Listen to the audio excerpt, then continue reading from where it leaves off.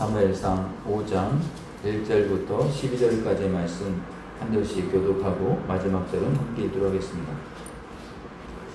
블레셋 사람들이 하나님의 괴를 빼앗아 가지고 네베네셀에서부터 아스돗에 이르니라. 블레셋 사람들이 하나님의 괴를 가지고 다곤의 신전에 들어가서 다곤 곁에 두었더니 아스돗 사람들이 이튿날 일찍이 일어나 본즉 다곤이 여호와의 궤 앞에서 엎드러져 그 얼굴이 땅에 닿았는지라.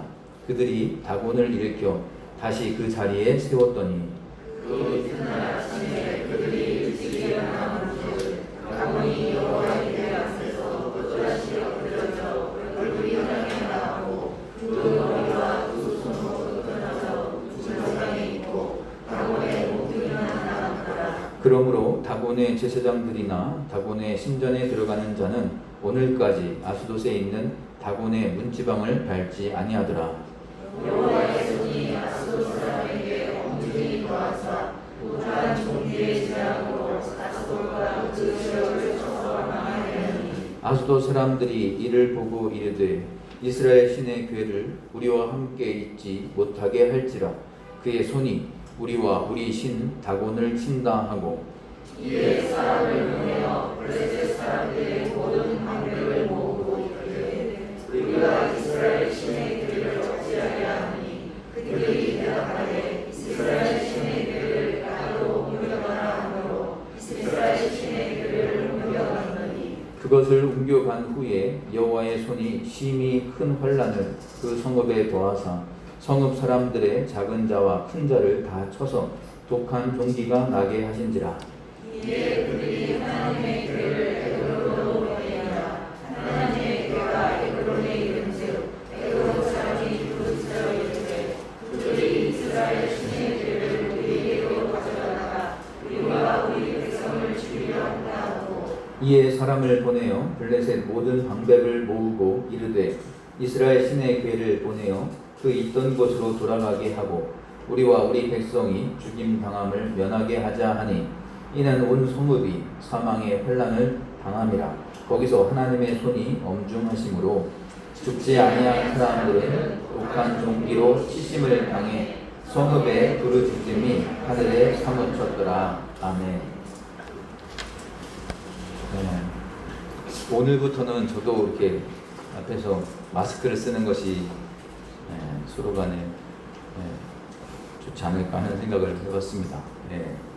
좀 얇은 걸 쓰니까 괜찮은 것 같은데 혹시 발음이 조금 어떨지 모르겠습니다.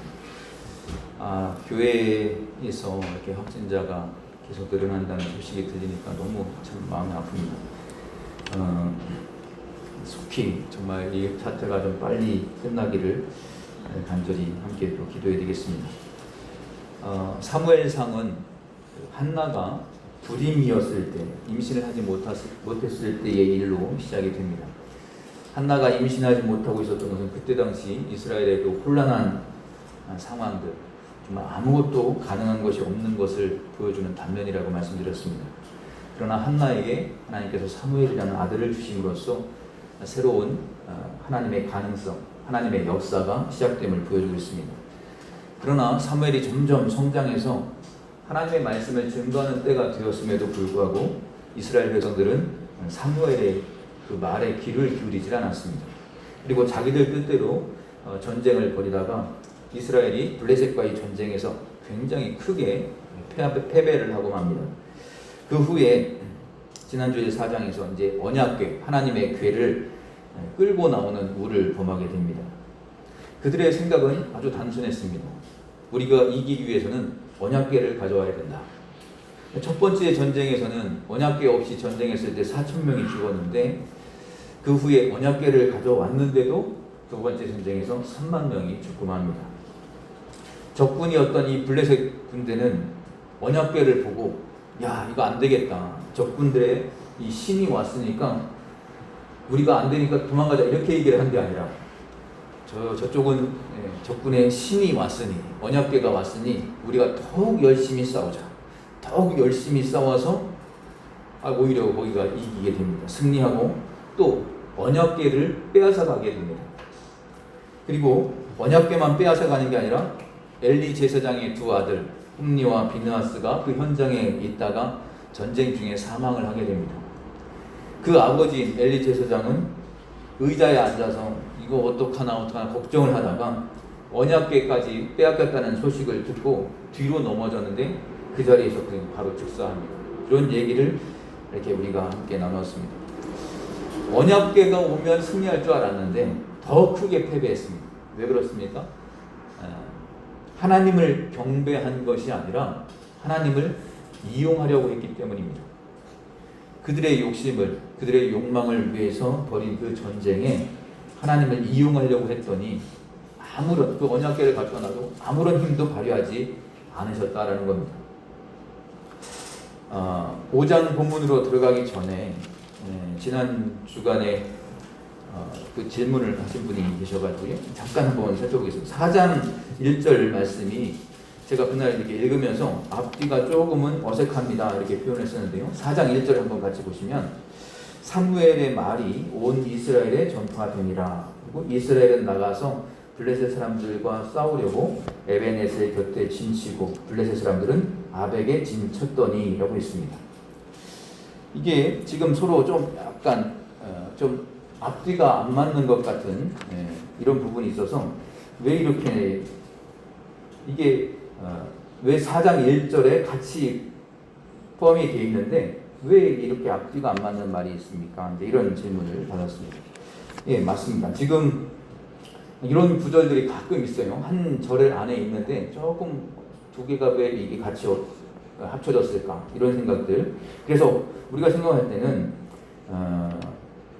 3장의 내용에 보면 3장 마지막에서 온 이스라엘이 사무엘을 이제 여호와의 선지자로 세움을 입은 줄 알았고 여호와께서 사무엘에게 자기를 나타내시니라. 그래서 이제 사무엘의 말이 온 이스라엘에 전파되니라. 여기까지 이제 이어지면 같이 이어지면 딱 3장이면 우리가 이해하기가 쉬울 것 같은데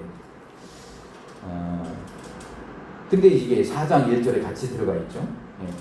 왜냐하면 얼핏 보기에는 제가 볼 때는 지금 이것이 연결되고 있다고 생각하는데 사무엘과는 전혀 상관없는 없어 보이는 사건이 이게 언약궤 사건이거든요. 사무엘 얘기 자체가 안 나옵니다. 사무엘이 여기 등장을 안 하는데 근데 왜 4장 1절을 이렇게 한 절로 해놨을까 하는 겁니다. 여러분 이제 잘 생각해 보시면 사무엘은 정상적인 상황에서는 제사장이 될 수가 없습니다. 왜냐하면 제사장은 자기 자녀에게 계속 대물림되는 거거든요. 제사장은 그 아들이 되는 겁니다. 그래서 정상적인 상황에서는 엘리 제사장의 두 아들이 있잖아요. 그래서 엘리의 두 아들이 제사장이 되는 게 맞습니다. 사무엘이 끼어들어서 제사장이 될 수 있는 상황이 아니다라는 겁니다. 그런데 이 4장의 언약궤 사건이 언약궤를 가져와 가지고 이제 전쟁 중에 빼앗기는 이 사건이 있었기 때문에 홈니와 비느하스가 그 전쟁 중에 사망을 합니다. 그래서 사무엘이 제사장이 될 수 있습니다. 그래서 이 사무엘상 그 4장의 언약궤 사건은 굉장히 중요한 의미가 있습니다. 그러니까 전혀 상관없는 것 같은 4장 1절에서 두 문장이 이렇게 같이 연결이 되는데 옛날에 구성 영화라고 하나요? 그 변사가 이렇게 설명해주고 하는 그런 영화였다면 혹시 이 부분에서 이런 설명이 좀 더 들어갔으면 쉽게 이해가 됐을 텐데. 그러니까 4장 1절에서 사무엘의 말이 온 이스라엘에 전파되니라 하고 그러나 중간에 그러나 아무리 훌륭해도 제사장이 될 수 없었던 그에게 한 사건이 벌어졌으니 그러면서 요 중간에 딱 그 문장에 좀 이렇게 설명이 덧붙여지면 쉽게 이해가 됐을 텐데. 그러니까 사무엘의 말이 온 이스라엘에 퍼지면 뭐합니까? 사람들이 듣질 않고 있는데 사무엘이 아무리 훌륭한 사람이고 아무리 하나님 마음에 합한 사람이고 아무리 신실한 사람이면 뭐하겠어요? 엘리 제사장으로부터 그 자손에게로 제사장이 물려질 수밖에 없습니다. 그래서 그러나 아무리 훌륭해도 제사장이 될 수 없었던 이 사무엘에게 그에게 한 사건이 벌어졌으니 이스라엘은 이쪽에 진을 치고 블레셋은 저쪽에 진을 치고 전쟁이 일어났더라. 이렇게 설명이 되면 쉽게 이해가 되지 않았을까 하는 생각이 듭니다. 그래서 이게 잘못 이게 어떻게 하다가 이게 하나가 됐지 이렇게 생각되는 게 아니라 지금 이거는 그 중간에 그런 설명이 좀 들어가면 아주 원활하게 진행이 될 수 있습니다. 그러니까 이스라엘에 닥친 위기가 사무엘에게는 기회가 된 겁니다. 그러니까 위기가 바로 기회가 되는 겁니다. 하나님의 마음에 합한 사람에게는 위기가 오히려 기회가 되죠. 마찬가지로 내 삶에 혹은 내 주변에 발생하는 모든 사건들은 나에게 꼭 필요한 사건들이다 라고 표현할 수 있습니다.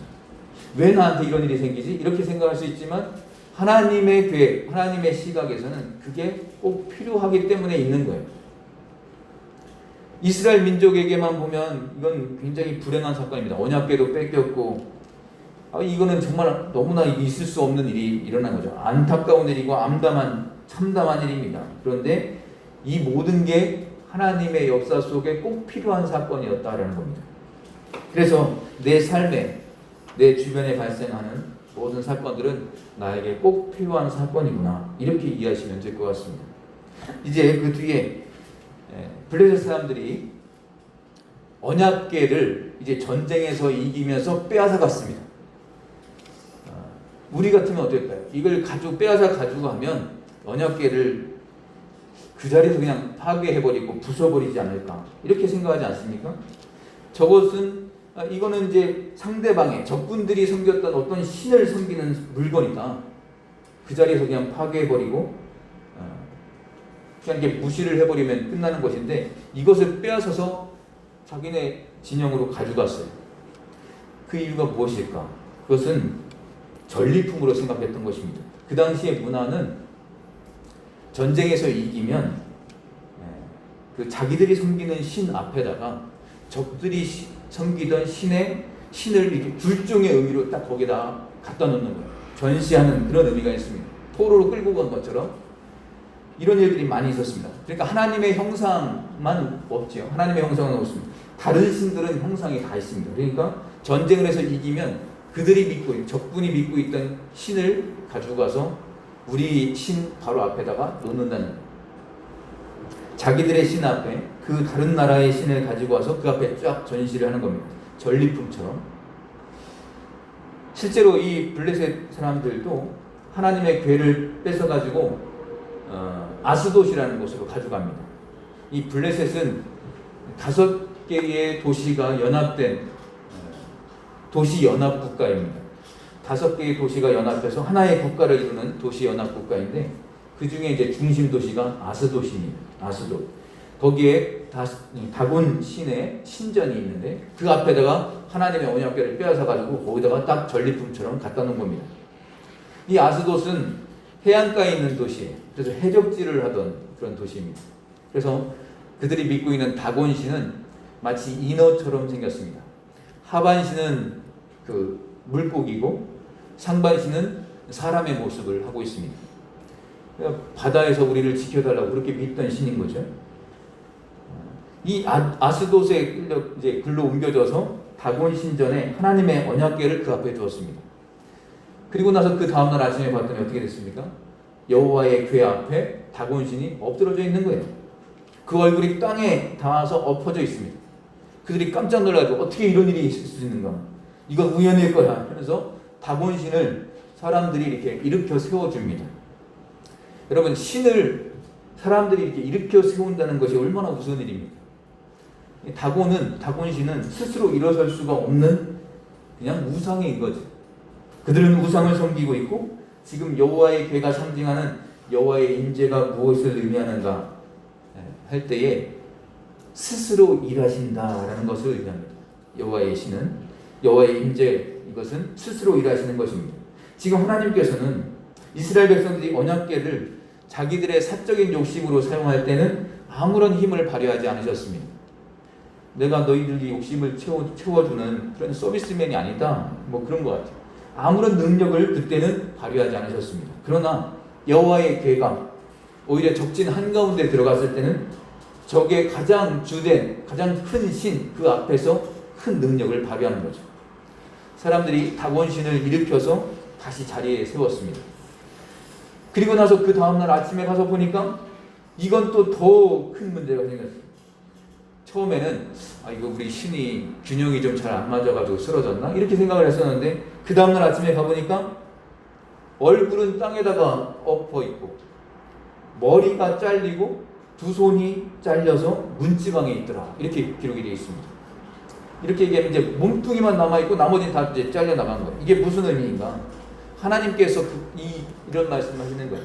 너희가 믿고 있는 신이 얼마나 정말 아무 능력 없고 하찮은 신인지 내가 직접 보여주겠다라는 것처럼 우리가 받아들일 수 있습니다. 얼굴에 목이 잘리고 두 손이 동강이 나서 이렇게 문지방에 떨어져 있었다. 이렇게 기록이 되어 있는데요. 그래서 이제 문지방을 밟지 않는 그런 전설이 생기기 시작합니다. 이 문지방 밟지 않는 지역이 좀 여러 군데 있습니다. 우리나라도 문지방을 원래 어르신들이 문지방 못 밟게 하잖아요. 문지방 밟고 서 있으면 안 되는데 거긴 내려가 이렇게 얘기하시잖아요. 왜냐하면 이것도 이제 다 미신 중에 하나죠. 문지방 밑에는 이 집을 지켜주는 그런 수호신이 있다고 믿고 있기 때문입니다. 거기다가 이 다곤신의 머리와 손목이 떨어져 나갔다. 그리고 그게 머리와 손목이 이 문지방에 이렇게 올려져 있었던 거예요. 그래서 그 문지방을 밟지 않는다. 이런 역사성을 가지고 지금까지 그 지역 사람들이 문지방을 밟지 않습니다. 자, 6절을 한번, 지금 이제 1절부터 5장 1절부터 5절까지의 말씀이었고요. 6절을 한번 같이 한번 읽어볼까요? 6절 시작.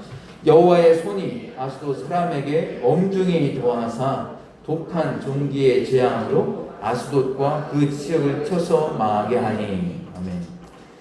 자, 지금 그 다곤신의 손목이 부러졌다고 했는데 6절에 보니까 그런데 반대로 여호와의 손이라고 표현하고 있어요. 여호와의 손이 역사를 하는데 독한 종기의 재앙으로 아스돗과 그 지역을 쳐서 망하게 했다라고 표현하고 있습니다. 어떻게 보면 이건 좀 의도적인 표현인 것 같아요. 하나님이 다곤신의 어디를 끊어놓으셨나 하면 손을 끊어주셨어요. 근데 이번에는 여호와의 손이 아스돗 사람들에게 엄중하게 더했다라고 표현하고 있습니다. 여호와의 손, 이게 아주 중요한 부분입니다. 혹시 볼펜이 있으시면 표시를 한번 해놓으셔도 좋겠습니다. 여호와의 손.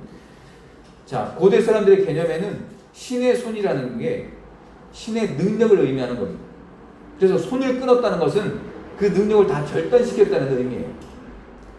독한 종기, 이건 뭐냐면 전염병을 얘기하는 겁니다. 지금 우리가 이제 코로나 때문에 이렇게 참 힘들어하고 있는데, 고생을 하고 있는데, 이때 당시에 이 독한 종기가 엄청나게 전염병으로 퍼져 있었다는 거죠.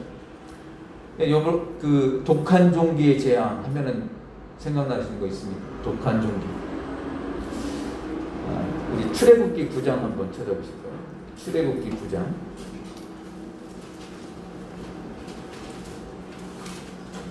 창세기 출애굽기 9장 8절부터 11절. 출애굽기 9장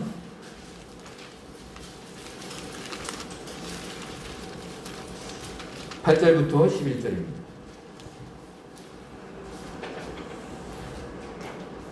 출애굽기 9장 94면, 교학성경 94면 출애굽기 9장 8절부터 11절 같이 한번 한 목소리로 함께 읽겠습니다. 시작. 여호와께서 모세와 아론에게 이르시되 너희는 바로의 제 두 손을 마시고 모세가 바로의 목전에서 하늘을 향하여 하느니라. 그 재가 애굽 온 땅에 티끌이 되어 애굽 온 땅의 사람과 짐승에게 붙어서 악성 종기가 생기리라. 그들이 화덕의 재를 가지고 바로 앞에 서서 모세가 하늘을 향하여 날리니 사람과 짐승에게 붙어 악성 종기가 생기고 요술사들도 악성 종기로 말미암아 모세 앞에 서지 못하니 악성 종기가 요술사들로부터 애굽 모든 사람에게 생겼습니다. 아멘. 여기 보시면 악성 종기라는 단어가 4번이나 반복이 됩니다. 하나님은 하나님의 백성, 이스라엘 백성들을 그 애굽에서 내보내라 라고 명령을 바로왕에게 했는데 바로왕이 계속 그 말을 듣지 않죠. 그래서 10가지 재앙을 계속 내립니다. 그런데 6번째 재앙이 이 악성 종기를 퍼뜨리는 거였어요. 이 출애굽 당시에 애굽 땅에서 하나님이 악성 종기로 그 땅의 백성들을 이렇게 괴롭혔던 것을 이 블레셋 사람들이 알고 있습니다. 근데 오늘 읽었던 본문에도 독한 종기의 재앙이 나온다는 거예요. 이게 뭘 의미하는가 하면 애굽을 꺾고 또 바로왕의 권세를 꺾고 그의 백성을 400년간의 그 종살이에서 구원해 주신 하나님의 역사가 지금 다시 반복되고 있다는 거예요. 그러니까 하나님은 한때 출애굽 때에만 역사해 주시는 하나님이 아니라 이 혼란의 때, 이 불임의 시기, 이스라엘의 이 블레셋에게 종노릇하는 이런 시기에 변함없이 하나님께서 함께 하신다는 그런 뜻입니다. 이것을 보여주기 위해서 악한 종기, 악성 종기, 독한 종기를 통해서 블레셋을 치고 계신 거예요. 이것은 하나님께서 언제 한순간에만 역사하시고 끝나는 분이 아니라 지금 이 순간에도 살아서 역사하시고 지금도 움직이고 계시는 분이시다라는 것을 보여주는 거예요. 지금도 우리의 어려움 속에서 건져내시는 하나님이십니다. 그래서 이제 7절에서 아수도 사람들이 도저히 이 이스라엘 신의 괴는 우리와 같이 있으면 안 되겠다. 그냥 다곤신만 넘어졌을 뿐만 아니라 이렇게 엄청난 전염병이 퍼져 있으니 이거 큰일 났다. 우리와 함께 있지 못하게 하리라 하면서 그의 손이, 여호와의 손이 우리와 우리 신 다곤을 오늘 친다. 이렇게 얘기를 하는 것을 보게 됩니다.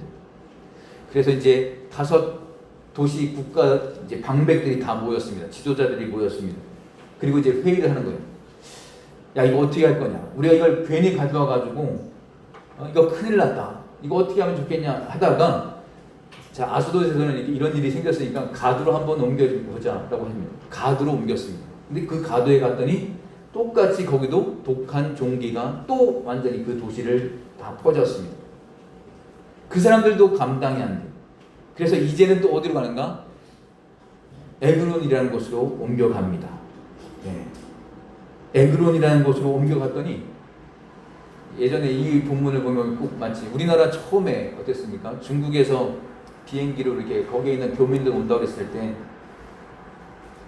코로나 걸린 지역에서 살던 교민들이 온다고 그러니까 막 길을 막고 막 데모하고 막 그러지 않았어요. 왜 우리 지역으로 오냐고 막 이런 적이 있지 않았습니까?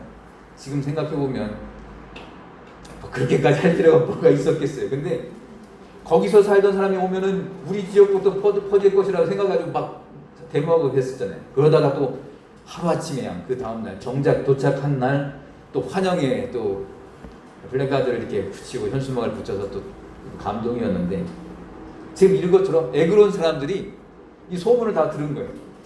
야, 그 언약궤 이스라엘 신의 궤 그게 우리 쪽으로 오면 우리는 다 죽으라고? 안 돼. 그러면 난리가 났습니다. 여기서 우리가 이제 하나 짚고 넘어갈 것은 하나님의 언약궤가 다곤신 바로 옆에 있으면서 다곤신은 쓰러뜨렸어요. 이거 다곤신을 이겼다는 얘기입니다. 자기들은 다곤신을 믿고 있는데 이스라엘 신이 다곤신을 이겼다. 그러면 우리가 생각할 때는 더 큰 신이 생겼네. 그래가지고 우리가 저 신을 믿어야 되겠다. 이렇게 생각하면 얼마나 좋겠어요. 근데 이 사람들이 언약궤를 지금 계속 딴 데로 보내다가 이 에그론에서 막 데모하면서 뭐라고 해요? 그거 다시 있던 그 자리로, 그 지역으로 이스라엘로 돌려보내라 라고 얘기를 한다는 거예요. 이때 당시에는 다 다신론이거든요. 다신. 그러니까 신은 많다. 거기서 더 강한 신을 우리가 믿는다. 이런 게 사실은 퍼져 있는 관념인데 왜 이 사람들은 다곤신을 무너뜨린 이스라엘 신의 궤, 야 우리가 저거 믿자 이렇게 하지 않고 그걸 그 뺏어온 거기다 다시 돌려보내 이렇게 얘기했을까 하는 그런 의구심이 듭니다. 이거는 좀 제가 하나 예를 들어보겠습니다. 우리나라 기독교가 처음에 들어올 때 이게 긍정적인 면도 있고 부정적인 면도 있는데 우리나라보다 훨씬 더 잘 사는 나라에서 기독교가 들어왔습니다. 미국, 영국, 캐나다 이런 우리나라보다 훨씬 더 잘 사는 나라로부터 기독교가 전해져 왔어요. 그런데 반대로 만약에 한국 기독교가 어떤 특정 국가를 언급을 하면 죄송하지만 그냥 우리보다 훨씬 못 사는 어느 한 나라, 훨씬 못 사는 나라에서 선교사들이 와가지고 우리한테 이렇게 전해줬다면 예수를 전해줬다면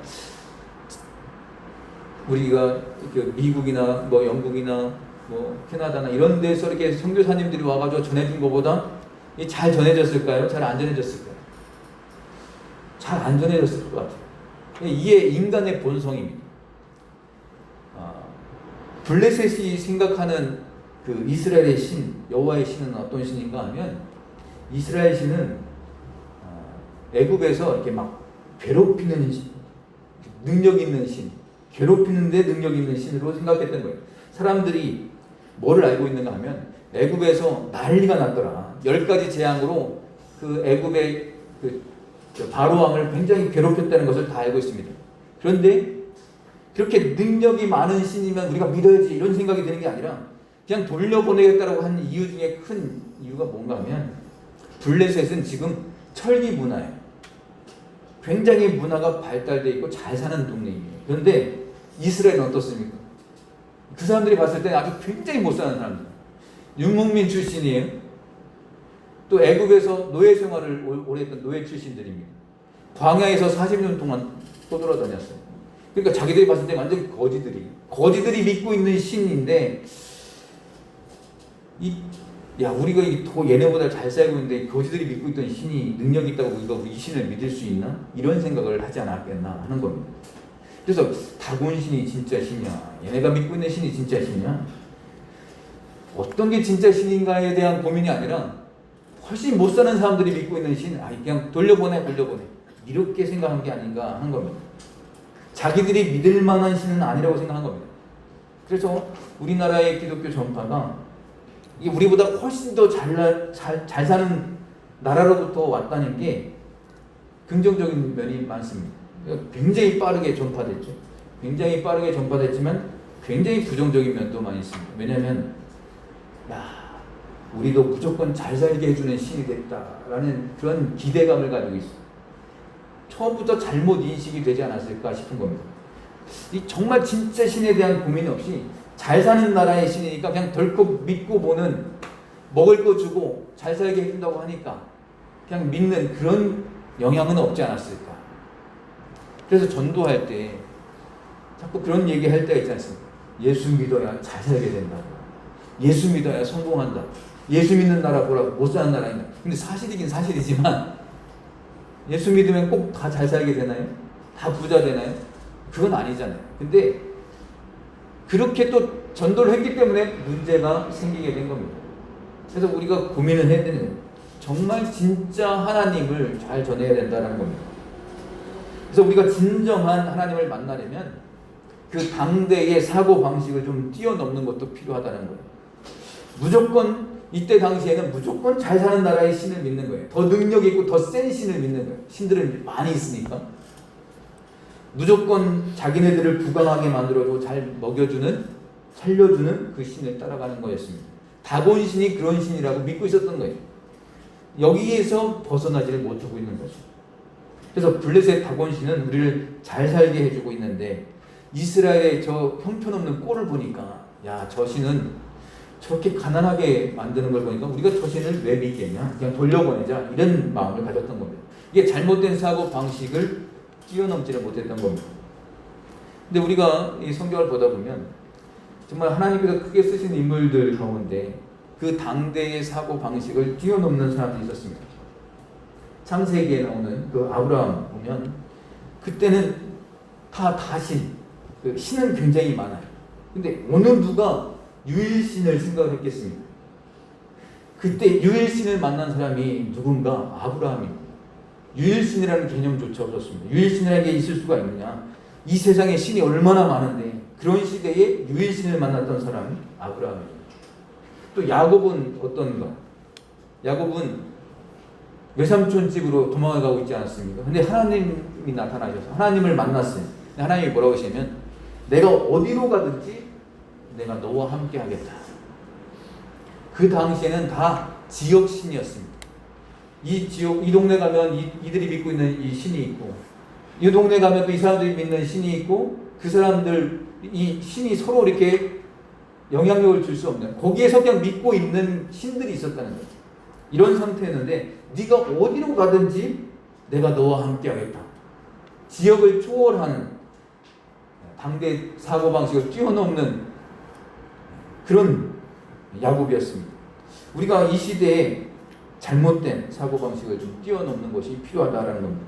그런데 이스라엘은 언약궤를, 하나님의 궤를 어떻게 이용했는가? 블레셋을 무찌르는 도구로 사용하고자 했습니다. 이건 이 언약궤는 거룩하신 하나님의 임재를 상징하는 것이다, 이렇게 생각한 게 아니라 이게 있으면 우리가 이길 수 있다라고 생각했어요. 부적처럼 생각했다는 겁니다. 블레셋을 무찌르는 도구로 사용하는 겁니다. 이럴 때 하나님이 역사하십니까? 하나님이 역사하지 않았습니다. 오히려 이스라엘 백성들을 떠나서 블레셋에 이렇게 빼앗겨가지고 그쪽으로 이동이 됐을 때, 그때 하나님은 어디를 가든지 언약궤를 통해서 역사하셨다는 거예요. 도시가 어디든 간에 블레셋에 엄청난 재앙을 주었습니다. 그래서 이건 역시 당시의 관념인 거예요. 이스라엘 백성들도 당시의 관념에서 벗어나지 못했던 겁니다. 이 언약궤가 있으면 우리는 승리한다, 이렇게 생각했던 것이 바로 그 당시의 관념이었던 겁니다. 하나님은 언약궤를 따라가지 않습니다. 하나님은 언약궤를 따라가시는 분이 아니에요. 그러나 그 당시 사람들은 어떠한 성스러운 물건이 있으면 그곳에 신도 함께 있다, 이렇게 생각했던 겁니다. 그런 잘못된 이 관념의 뿌리가 어디서 왔을까 생각할 때 바로 앞에서 찾을 수 있는 건 기드온입니다. 기드온. 사사기에 나오는 기드온. 이 기드온 사사가 에봇이라는 것을 만들어가지고 우상화했던 적이 있습니다. 사사기에 보면 이게 사사들이 여러 명 나오는데 그 중에 딱 중간에 위치한 사사가 기드온인데요. 이 기드온 앞에는 아주 훌륭한 사사들이었어요. 근데 그 뒤에는 좀 형편없었습니다. 기드온이 딱 중간에서 어떻게 보면 굉장히 훌륭한 사사인데 또 어떻게 보면 아주 문제가 있는 사사였습니다. 그게 뭐냐면 우리가 기드온과 300용사라는 그걸 딱 알지 않습니까? 300명을 데리고 전쟁에 나가서 크게 승리한 훌륭한 사사였습니다. 근데 나중에 마지막에 어떻게 됩니까? 이 사람이 우상을 만듭니다. 어떤 일이 있었는가 하면 사사기 8장을 한번 보겠습니다. 사사기 8장, 구약성경 375면 사사기 8장 22절부터 27절까지 한번 보겠습니다. 사사기 8장 22절입니다. 구약성경 375면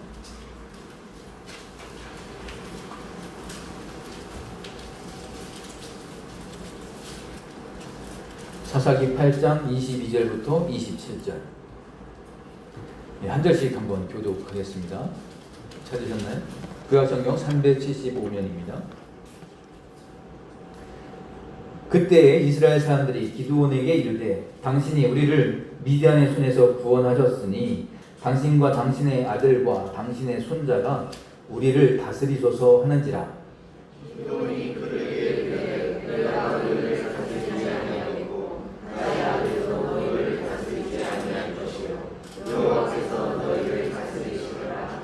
기드온이 또 그들에게 이르되 내가 너희에게 요청할 일이 있으니 너희는 각기 탈취한 귀고리를 내게 줄지니라 하였으니 이는 그들이 이스마엘 사람들이므로 금 귀고리가 있었습니다. 우리가 즐거이 드리리라 하고 그것을 듣고 각기 탈취한 귀고리를 그 가운데에 던지니 기드온이 요청한 금 귀고리의 무게가 금 1700세겔이요 그 외에 또 초승달 장식들과 폐물과 미디안 왕들이 입었던 자색 의복과 또 그 외에 그들의 낙타 목에 둘렀던 사슬이 있었더라. 기드온이 그 금으로 에봇 하나를 만들어 자기의 성읍 오브라에 두었더니 온 이스라엘이 그것을 음란하게 위함으로 그것이 기드온과 그의 집의 올무가 되니라. 아멘. 자, 전쟁에서 크게 승리했습니다. 그랬더니 이스라엘 사람들이 뭐라고 얘기해요? 당신과 당신의 자손들이 우리를 계속 다스려 달라고 하는 거예요. 그러니까 바꿔 말하면 우리의 왕이 되어 주십시오, 이런 뜻이에요. 그랬더니 아니다. 나는 너희들을 다스리지 않을 것이다. 나의 아들들도 너희들을 다스리지 않을 것이다. 오직 여호와께서 너희를 다스릴 것이다. 이렇게 얘기합니다. 여기까지 참 되게 아주 좋았습니다. 그런데 그 뒤에 내가 너희들한테 요청할 게 하나 있는데, 너희가 각기 탈취한 그 귀걸이, 그 금 귀걸이를 좀 갖다 줘라. 그러자 이제 이 이스라엘 백성들이 우리가 뭐든지 다 드릴 수 있는데 그거 하나 못 드리겠습니다. 그럼 다 가지고 왔습니다. 즐거이 드리리이다 하면서 가져왔어요. 지금 뭐 세겔 이렇게 나와 있지만 지금의 단위로 얘기하면 20kg 정도를 모았습니다. 그러자 기드온이 이 20kg 정도 이 금을 가지고 뭘 했는가 하면 에봇이라는 거, 대제사장이 입는 옷, 에봇, 대제사장만 입는 옷이 있었습니다. 그거를 만든 거예요. 옷 금으로 만들고, 이걸 에봇은 성소 안에 둬야 되는 겁니다. 근데 문제는 뭐냐면 자기의 성읍 오브라라는 곳에 두었습니다. 그리고 온 이스라엘이 그것을 음란하게 위했다라고 했습니다. 그래서 이게 기드온과 그의 집에 올무가 됐다라고 기록하고 있습니다. 지금 이게 사사기 시대에 있었던 일이에요. 그 사사기 끝나고 룻기 나오고 그 다음에 사무엘상 지금 우리가 보고 있는데, 사사기의 그 사고방식이 지금도 그대로 남아있는 겁니다. 우상 섬기는 그대로 그 생각이 남아있어서 사무엘서에서 지금 사람들이 어떻게 생각해요? 언약궤가 있으면 이긴다, 이런 생각을 하게 됐던 것이 이 기드온 때부터 또 계속 내려온 거예요. 그 전에도 있었지만 가장 최근에는 바로 앞에 기드온이 그렇게 했던 겁니다. 여러분, 하나님께 순종해야 승리하는 것이지 어떻게 언약궤가 가면 승리하겠습니까? 그런데 이 사람들은 아직도 이 사고방식에서 그대로 못 벗어났다는 거예요. 참 아이러니한 것은 기드온 이 사사는 처음에 어떤 사람인가? 하나님의 천사가 이 사람을 기드온에게 나타나서 제일 먼저 시키신 일이 무엇이었는가 하면, 너네 아버지 집이 지금 우상으로 가득하다. 우상 소굴인데 니네 아버지 집에 있는 우상 다 그거 제거해라. 이렇게 시키셨어요. 그래서 우상을 파괴하는 것으로 시작했던 사사가 기드온인데 나중에는 뭘 만들었어요? 자기가 우상을 만들어놨어요. 그러니까 우상을 파괴하는 것으로 시작을 해서 우상을 만드는 것으로 끝난 사람이에요. 참 안타깝습니다. 이 사사기의 영향이 어마어마한 겁니다. 그래서 이스라엘은 이게 어떤 물건을 가지고 이게 영험하다, 여기에 신이 함께한다 라고 능력 있는 것으로 섬기는 그런 모습들을 보게 됩니다. 그러니까 언약궤마저 영험한 물건으로 여기고, 언약궤가 가면 이긴다, 이렇게 잘못 생각하는 이런 이게 생겼다는 겁니다. 그래서 정말 중요한 것은 우리가 이 시대에 관념을 넘어선 신앙을 갖는 것 중요하다는 겁니다. 이게 언제 가능한가 하면 본질에 집중할 때 가능한 겁니다. 하나님의 본질이 뭔가? 하나님은 전쟁을 이기는 신이다. 이것만 생각하게 되면 이 관념을 뛰어넘을 수 없습니다. 그래서 하나님은 전쟁에서만 승리하시는 분이다 하면 언약궤가 가는 데만 이기는 거고, 하나님이 도대체 왜 좋다고 하시는가? 하나님은 창조주고 우리는 피조물이라는 그 의미가 뭔지 이거를 생각하지 않으면 그냥 언약궤가 있으면 전쟁에 이긴다, 이것밖에 생각을 못하게 되는 겁니다. 우리는 교회의 본질을 잘 생각해야 됩니다. 교회의 본질이 무엇인가? 교회의 본질은 예배입니다. 예배하기 위해서 모이는 것입니다. 요즘 코로나 때문에 이 참 예배 드리기 위해서 모이는 것이 이렇게 눈치 보이고 무슨 죄를 짓는 것처럼 이렇게 느껴지는 이런 상황이 너무 안타까운데요. 교회의 본질은 예배의 목숨을 거는 겁니다. 사실 우리가 구제도 하고 선교도 하고 교육도 하고 많은 것을 합니다. 그런데 잘 생각해 보십시오. 우리가 자녀들을 잘 교육해야 되는 것은 하나님을 그들도, 이 아이들이 잘 예배하도록 하기 위해서 교육하는 거고요. 우리가 선교를 하는 것도 하나님을 알지 못하고 하나님을 예배하지 못하는 사람들을 예배하게 하기 위해서 선교를 하는 거예요. 그러니까 예배의 모든 것이 맞춰져야 된다는 겁니다. 그러니까 우리가 본질이 뭔가? 예배를 통해서 우리가 정말 하나님을 만나야 되겠구나. 이게 바로 우리가 본질을 추구하는 것입니다. 그렇다고 해서 또 지금 꼭 교회당에 예배당에만 모여가지고 예배를 드려야 또 진짜 예배냐? 또 이게 아니에요. 이게 우리가 한 일주일에 한 번 모여서 함께 예배 드리고 매일매일 월요일부터 토요일까지 모든 삶의 순간순간이 예배의 순간이라는 겁니다. 우리가 그걸 늘 생각해야 됩니다. 우리는 내가 직장에서 일을 하고 있지만 그게 하나님 앞에 예배를 드리는 시간이에요. 이게 완전히 떨어진 게 아니라는 겁니다. 이스라엘은 여호와 하나님의 본질을 생각하지 않고 그냥 언약궤가 있느냐 없느냐 이것만 생각하다 보니까 결국 블레셋에게 크게 패배하고 말았습니다. 정말 우리는 이 예배라는 본질을 잘 회복해야 합니다. 오늘 5장에서 보면 이 쭉 스토리 가운데 언약궤를 부르는 호칭이 바뀌게 됩니다. 처음에 한번 다시 좀 본문을 이렇게 보시면 다 읽지는 않겠습니다. 1절에 하나님의 궤라고 표현되어 있습니다. 2절에 하나님의 궤라고 표현되어 있습니다.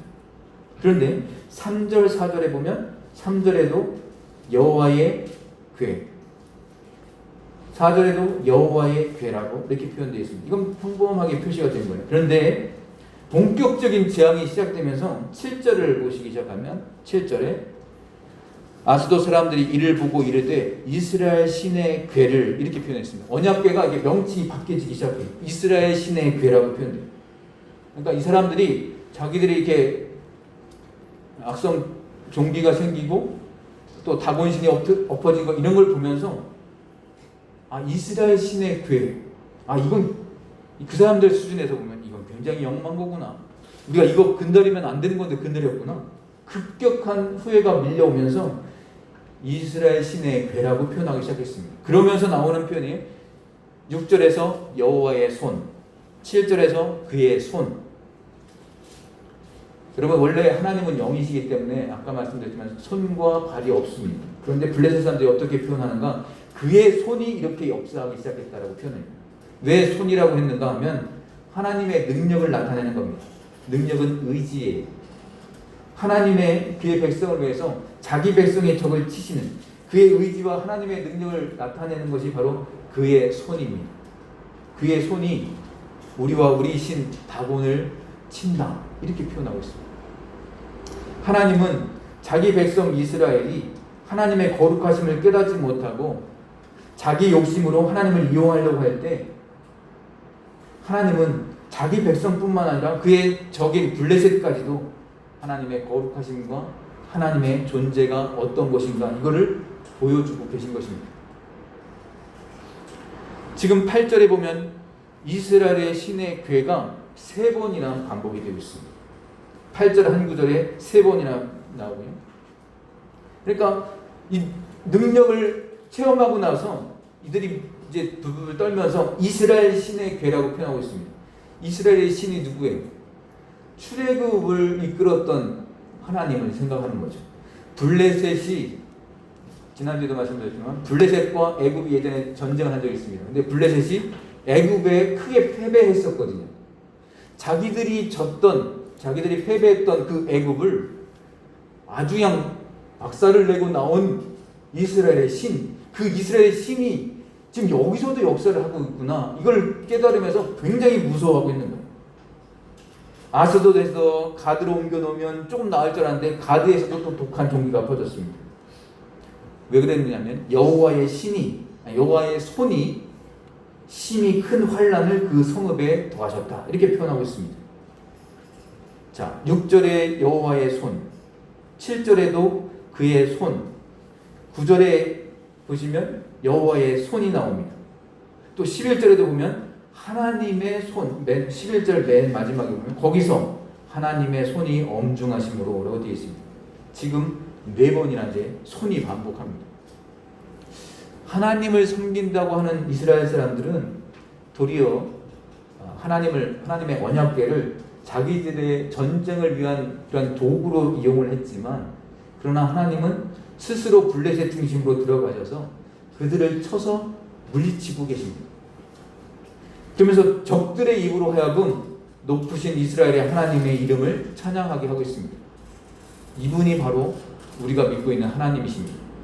자기 백성이 하나님을 섬기지 않을 때 하나님은 무력하게 계신 것이 아니라 도리어 적진으로 홀로 들어가셔서도 적의 신을 무너뜨리고 적에게 하나님의 살아계심을 보여주시는 분이 하나님이십니다. 그래서 우리가 하나님을 섬길 때, 우리가 하나님을 잘 모르면서 섬길 때가 많습니다. 하나님은 그냥 인정이 많으시고 내가 어려울 때 기도하면 좀 도와주시는 그런 하나님, 이 정도로 이게 우리가 아는 게 아닙니다. 하나님은 모든 역사를 주관하시는 역사의 주관자가 되시고, 하나님은 천지 만물을 창조하신 창조주이시고, 모든 우리의 살아가는 인생과 역사를 주관하시는 분이십니다. 그렇다면 내가 하나님을 어떤 분으로 인식하고 믿느냐, 이게 굉장히 중요한 문제입니다. 이제 말씀을 맺겠습니다. 지금 우리가 코로나 문제로 참 어려워하고 있지만 이 백신 개발 하나로 이게 다 끝날 문제는 아닙니다.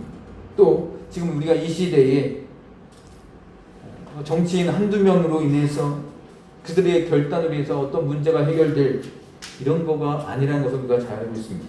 어떤 시민단체가 어떤 문제를 해결해 줄 수 있는 그런 것도 아닙니다. 우리가 이럴 때일수록 하나님 앞에 더욱더 기도해야 하는 것입니다. 우리가 하나님, 우리 민족 가운데 하나님께서 오셔서 이 땅을 치료해 주시옵소서. 하나님, 이 땅에 하나님의 정의를 실현하여 주시옵소서. 이 기도를 해야 되는 겁니다. 우리 인생의 모든 문제도 마찬가지입니다. 경제적인 문제가 있으십니까? 건강의 문제가 있으십니까? 또 자녀의 문제가 있으십니까? 신앙의 문제가 있으십니까? 우리가 심각하게 고민한다고 해서 그 문제들을, 그 고민들을 해결할 수가 없습니다. 우리가 하나님을 믿는 이유가 무엇입니까?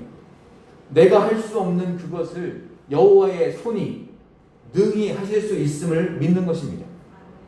하나님께서 임하시면 하나님께서 이 모든 것을 해결하시는 것입니다. 왜냐하면 하나님께서는 하나님을 믿는 이스라엘 백성들을 끝내 버리시지 않기 때문입니다. 오늘 본문에서 말씀합니다.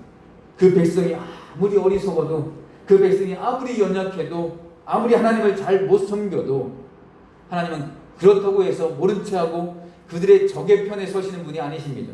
이스라엘 편에 그대로 서셔서 홀로 적진에 가셔서 적을 괴멸시키시는 여호와 하나님이심을 오늘 본문에서 보여주시는 것입니다.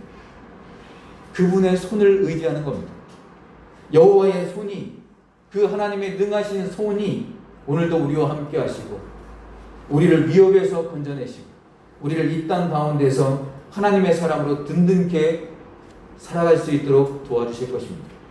이번 한 주간도 살아갈 때 내 능력이 아니라, 내 결심이 아니라 바로 나를 이끄시는 분, 나를 지으신 분, 나를 이 세상, 이 역사의 마지막 때에 완전케 하실 그 하나님을 기대하면서 하나님의 능력의 손이 함께하는 복된 삶이 되시는 저와 여러분 되시기를 주님의 이름으로 축원합니다.